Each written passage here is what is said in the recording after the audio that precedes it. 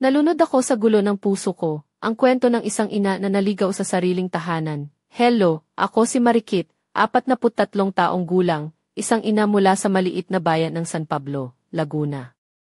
Matagal na akong biyuda, iniwan ng aking yumaong asawa ang 2 anak na lalaki.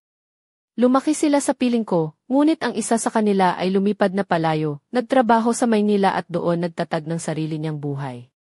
Ang isa naman ay nanatili sa aming bahay dito sa San Pablo, kasama ko, mula pagkabata ng aking mga anak, naging matatag ako sa pagharap sa buhay.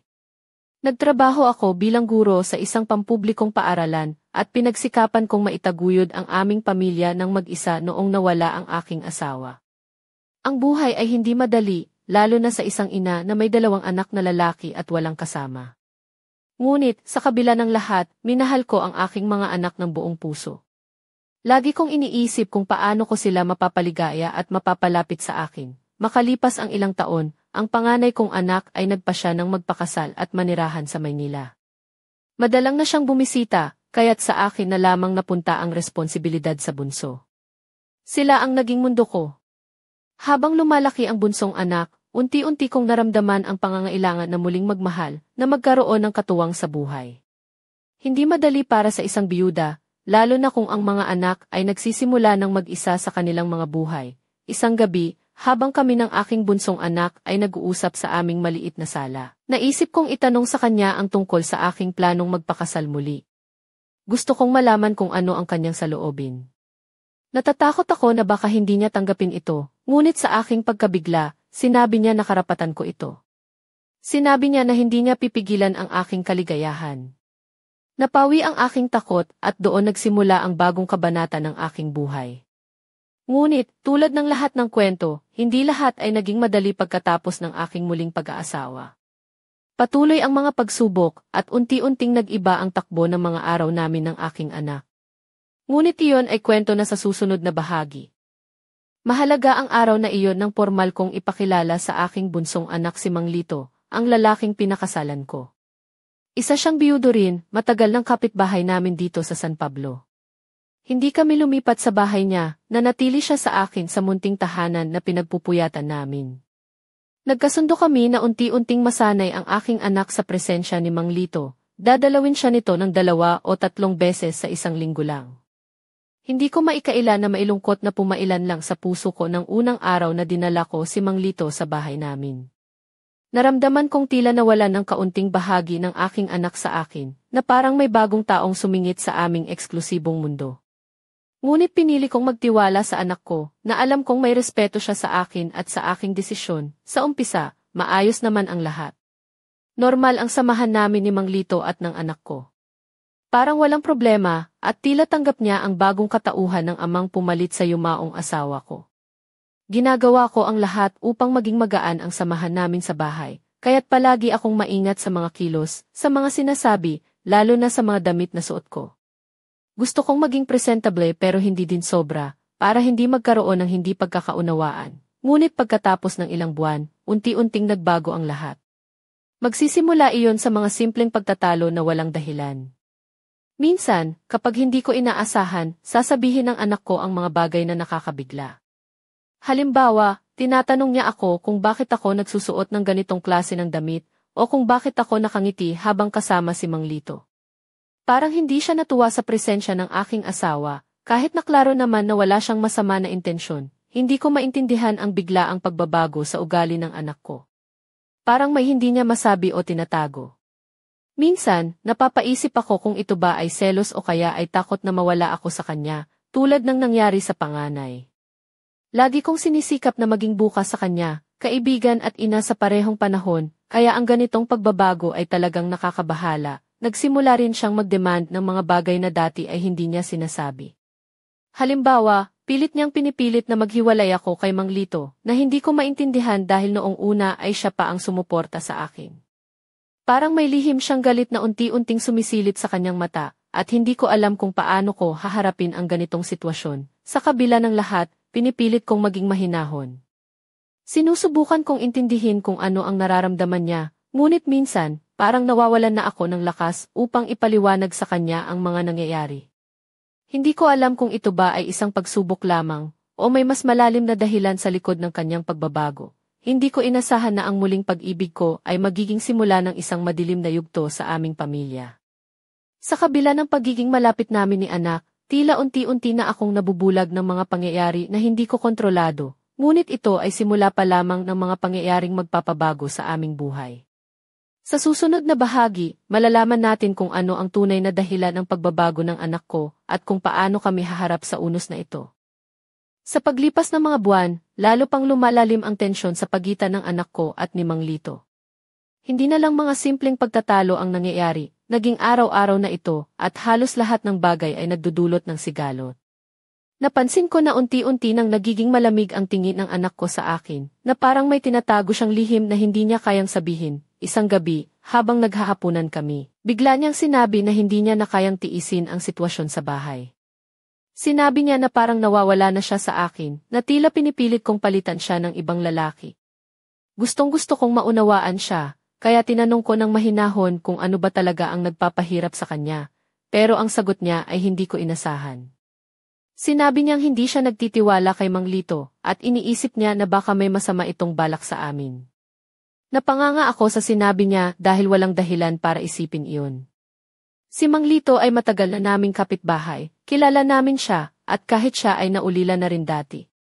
Ngunit ramdam kong may nakatago pa siyang ibang iniisip, simula noon, naging mas mahigpit ang kanyang pagtingin kay Mang Lito. Sa tuwing makikita niya itong papalapit, agad siyang nagagalit at nang udyok ng gulo.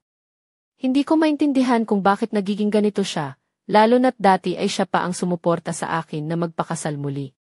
Sinubukan kong kausapin siya ng maraming beses, ngunit palagi niyang sinasagot na hindi mo ako maiintindihan, nagsimula ring mabago ang mga kilos niya sa bahay. Minsan, kapag hindi kami nagkakasundo, nagiging tahimik siya ng matagal na parang may iniisip na mabigat. Minsan naman, bigla siyang magalit ng walang malinaw na dahilan. Ako naman ay nalilito, hindi ko malaman kung paano ko siya tutulungan o kung paano ko siya mapapalapit muli, sa kabila ng lahat, nanatili akong matatag. Hindi ko hahayaan na masira ang aming pamilya dahil lamang sa hindi pagkakaintindihan. Patuloy akong nagdarasal na sana ay maayos ang lahat at sana ay magbago ang puso ng anak ko. Ngunit hindi ko maitatanggi na bawat araw na dumaraan, lalo akong napapagod at nalilito. Isang gabi, habang nag-iisa ako sa sala, naisip ko kung paano kami makakahanap ng solusyon sa problemang ito. Hindi ko nais na mawala ang anak ko, lalo na ngayong siya lang ang natira sa akin pagkatapos ng lahat. Ngunit paano kung hindi na niya ako kailangan? Paano kung tuluyan na siyang mawawala sa buhay ko, tulad ng panganay naming anak? Ang mga tanong na ito ang bumabalot sa aking isipan, at hindi ko alam kung saan ako hugot ng lakas upang harapin ang mga susunod na mangyayari. Sa susunod na bahagi, matutuklasan natin ang unang bahagi ng hindi inaasahang pangyayaring magpapabago sa aming buhay ng tuluyan. Isang gabi, nang wala na sa bahay si Mang Lito, nagulat ako nang biglang kumatok ng malakas sa pintuan ang anak ko. Nakita ko ang pagkabigla sa kanyang mga mata, parang may dalang mabigat na pasanin. Hindi ko maipaliwanag ang pakiramdam ko nang pumasok siya, tahimik at may kalungkutan na hindi niya sinisikap itago. Hindi na kaya, ang sabi niya ng halos pabulong. Hindi ko na talaga kaya ang lahat ng ito, hindi ko alam kung ano mismo ang tinutukoy niya. Kaya't hinawakan ko ang kanyang mga kamay at tinanong ng mahinahon, "Anak, ano ang nangyayari? Ano ang hindi mo kaya?" Tumigil siya sandali, huminga ng malalim, saka dahan-dahang sinabi, "Hindi lang si Mang Lito. Ikaw rin, Nay. Hindi ko maintindihan kung bakit mo ginawa iyon. Parang nagbago lahat. Alam kong gusto mong maging masaya, pero bakit parang unti-unti mo akong tinataboy?" Naramdaman ko ang sakit sa kanyang tinig. At sa unang pagkakataon, naisip kong baka hindi lang simpleng selos ang dahilan ng kanyang pagbabago. Pero bago ko pa man masagot, tumigil siya at ngumiti ng pilit. Hindi ko rin alam kung bakit ganito lahat. Sa gabing iyon, tila nagbukas ang isang pinto sa pagitan namin. Sa kabila ng kanyang galit at sama ng loob, may pagnanais pa rin siyang intindihin ako. Pinakinggan ko siya ng buong puso at sinubukan kong ipaliwanag ang aking mga desisyon, ang aking mga pangarap na magkaroon ng bagong buhay, at ang aking takot na siya rin ay mawawala tulad ng panganay. Pero bago pa man matapos ang aming pag-uusap, napansin ko ang kakaibang tingin niya sa akin, may halo itong takot at pagdududa.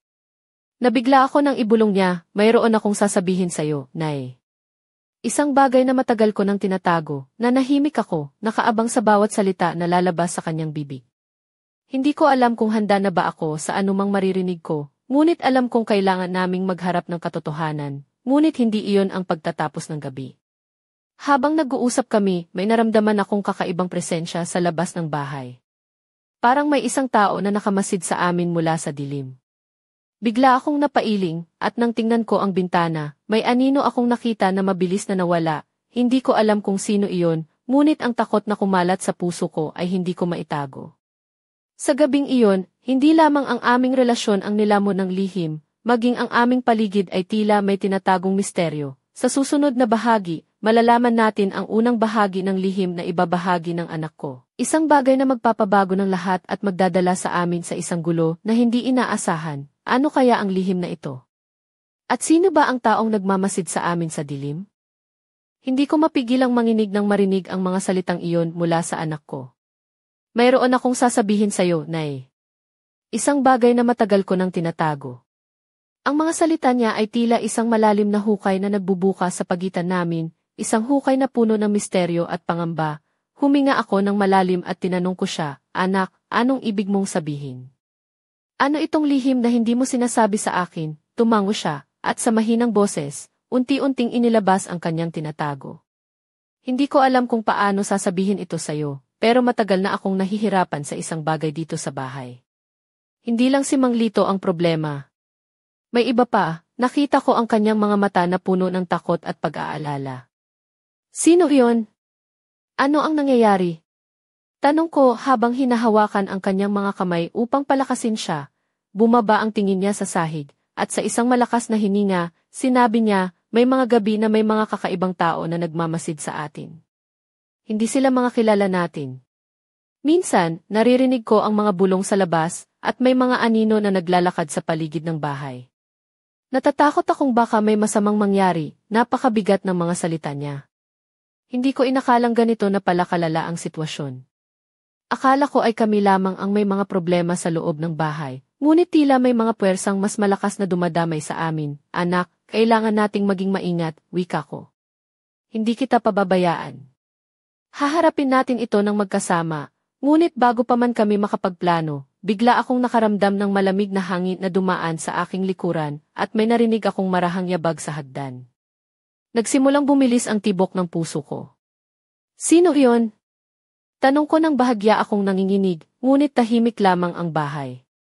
Wala akong makita kundi ang dilim at ang anino ng buwan na sumisilip sa bintana. Muli, naalala ko ang mga kakaibang presensya na sinabi ng anak ko. Lumipas ang gabing iyon nang hindi kami makatulog, palihim kaming nagmumuni-muni sa mga nangyayari. Ang aming munting tahanan ay tila nagiging entablado ng isang trahedya na hindi pa namin lubusang nauunawaan. Sa susunod na kabanata, malalaman natin ang unti-unting paglusob ng mga hindi inaasahang pangyayari na magpapabago sa aming buhay. At ang pagharap namin sa isang lihim na mas malalim kaysa sa aming inaakala. Ano kaya ang tunay na nangyayari sa bahay namin? At paano kami makakaligtas sa mga aninong sumusunod sa amin? Hindi ko maipaliwanag ang kaba na bumalot sa akin nang sumapit ang umaga, pero nanatili pa rin ang bigat ng gabing iyon sa puso ko.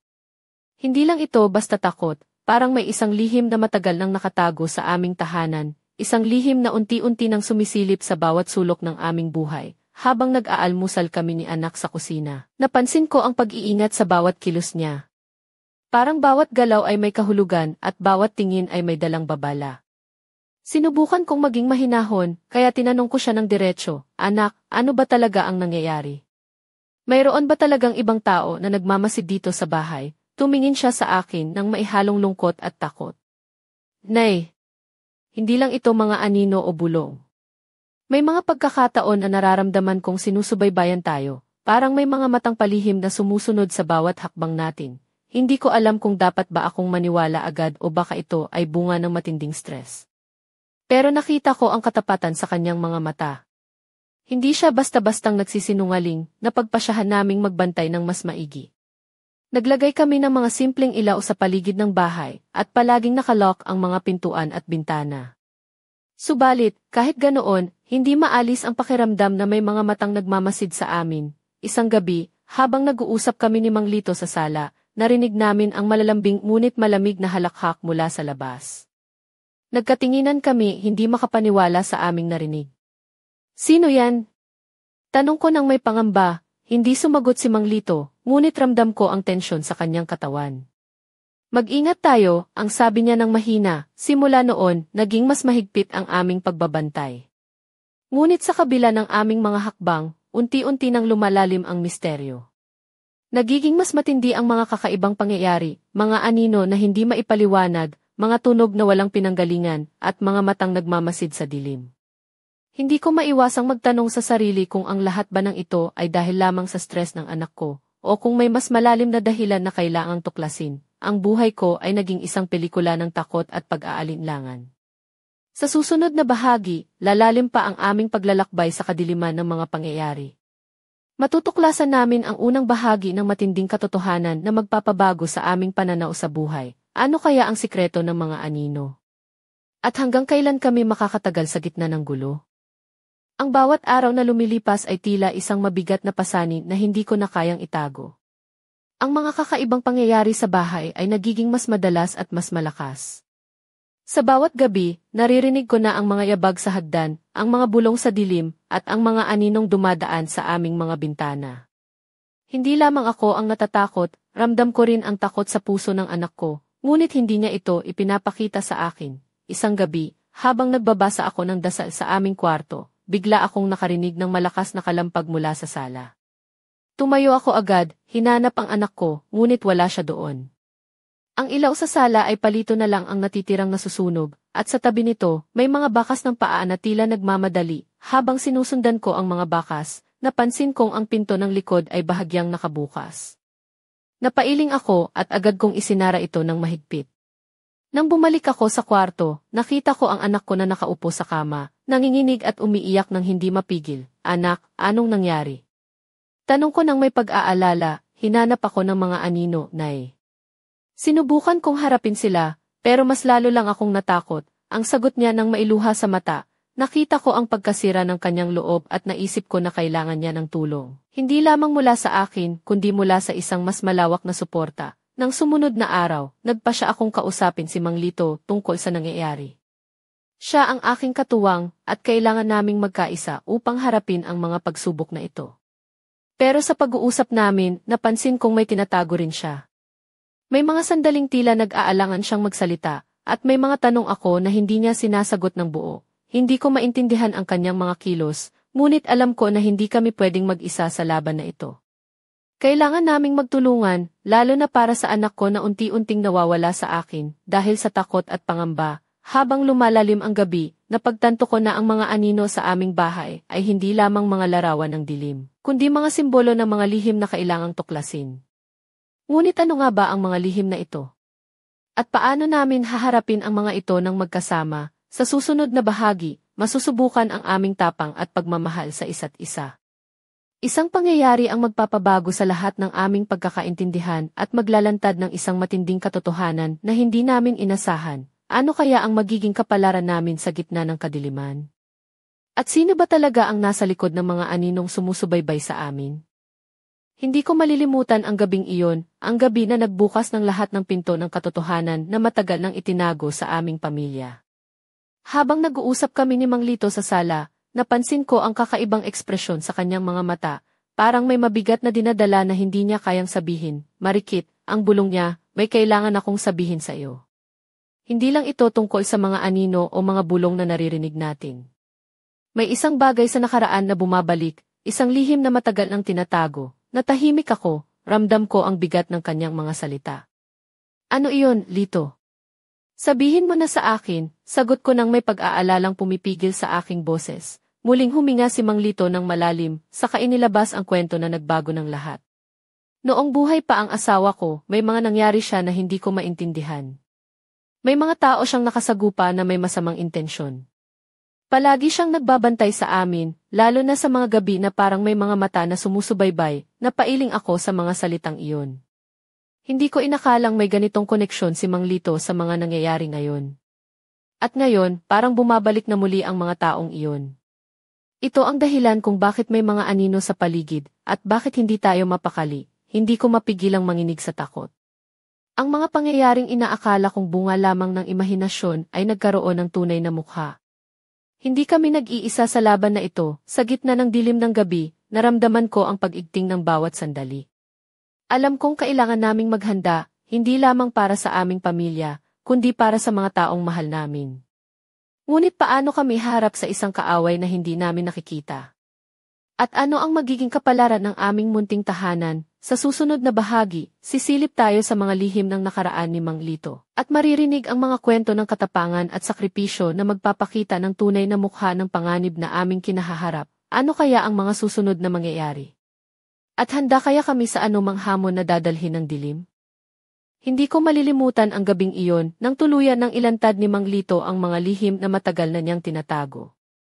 Habang nakaupo kami sa madilim na sala, ang hangin ay malamig, at ang bawat salita niya ay parang dagok sa puso ko. Marikit, panimula niya, noong buhay pa ang asawa ko, nasangkot siya sa isang gusot. May mga tao na gustong sirain ang aming pamilya, at palagi siyang nagbabantay para protektahan kami. Ngunit sa kabila ng lahat, may nangyari na hindi ko na maipaliwanag, nanginig ang mga kamay ko habang tinatanaw ko siya. Ano iyon, Lito? Ano ang nangyari? Tiningnan niya ako ng malalim, parang naghahanap ng tapang sa akin. May mga anino na hindi basta anino. Mga taong nagmamasid at nagtatago, may mga lihim silang dala na maaaring magwasak sa atin. Nang pumanaw ang asawa ko, iniwan niya ang mga problemang ito sa akin, pumailan lang ang takot sa aking dibdib. Hindi ko inakalang ang mga pangyayaring nagaganap sa aming bahay ay konektado sa mas madilim na bahagi ng nakaraan. Paano natin haharapin yan? Hindi natin pwedeng harapin mag-isa, sagot niya. Kailangan nating magkaisa at maging matatag. Ang panganib ay hindi matatapos hanggang hindi natin nalalampasan ang mga lihim na ito. Sa gabing iyon, naramdaman kong unti-unti nang bumabalot ang dilim sa aming buhay, hindi lamang sa paligid, kundi pati sa aming mga puso. Ang aming munting tahanan ay naging sentro ng isang labanan na hindi namin inasahan. Habang naglalakad kami pa uwi sa kwarto, napansin ko ang mga matang nakamasid mula sa dilim ng bintana. Parang sinasabi nito na hindi kami nag-iisa, at ang tunay na laban ay magsisimula pa lamang. Sa susunod na bahagi, masusubukan ang aming tapang at pagmamahalan habang haharap kami sa mga aninong naglalakad sa pagitan ng katotohanan at kadiliman. Ano kaya ang magiging kapalaran namin, at lalo pang magiging mabigat ang pasanin nang madiskubre namin ang isang lihim na magpapabago sa lahat. Nang mabuksan ang pinto ng nakaraan, ang aming buhay ay hindi na muling naging payapa. Hindi ko maalis sa isip ang mga matang iyon na nakamasid sa amin mula sa dilim ng bintana. Parang may mga lihim na hindi pa handang ilantad, mga kwentong nagkukubli sa anino ng gabi. Ako si Marikit, 43 taong gulang, isang ina mula sa San Pablo, Laguna. Sa kabila ng lahat ng pagsubok, pinili kong harapin ang dilim ng may tapang, ngunit minsan, ang tapang ay nasusubok sa paraang hindi mo inaasahan. Pagkatapos ng gabing iyon, nagsimula kaming magbantay ng mas mahigpit. Nag-install kami ng mga simpleng kiki sa paligid ng bahay at nagtakda kami ng mga oras kung kailan dapat laging may nagbabantay. Si Mang Lito, na dati tahimik at mahinahon, ay naging mas alerto at palaging handang harapin ang anumang panganib, ngunit ang anak ko ay tila lalong lumalayo sa amin. Ang dating masayahing binata na palaging nakikinig sa akin ay naging tahimik at palihim. Minsan, nahuli ko siyang nag-uusap sa telepono ng palihim at naglalakad sa labas ng gabing-gabi. Hindi ko maintindihan kung ano ang nangyayari, ngunit ramdam ko na may nakatakda siyang bagay na hindi ko pa alam. Isang gabi, habang nagpapahinga kami ni Mang Lito sa sala, naramdaman ko ang bigat ng presensya sa hangin. Biglang may kumatok sa pintuan ng marahas. Nang buksan namin ito, wala naman doon, tila isang anino lang ang dumaan. Parang laro ng mga anino ang nangyayari sa amin, bulong ni Mang Lito, ngunit hindi ito basta laro. May mga taong gustong sirain ang pamilya natin. Habang lumalalim ang gabi, unti-unti akong napapaisip, ano ba talaga ang mga lihim na tinatago ng anak ko? At hanggang kailan kami magtatagal sa gitna ng mga aninong sumusubaybay sa amin, ang aming pamilya ay unti-unting nauubos ang sigla, ngunit ang pag-asa ay nananatili. Sa susunod na kabanata, matutuklasan natin ang mga lihim na magpapabago sa aming mundo, mga lihim na may kapangyarihang sirain o iligtas kami. Handa na ba kayong malaman ang katotohanan? At paano kami haharap sa mga aninong hindi natin nakikita ngunit palaging nandyan?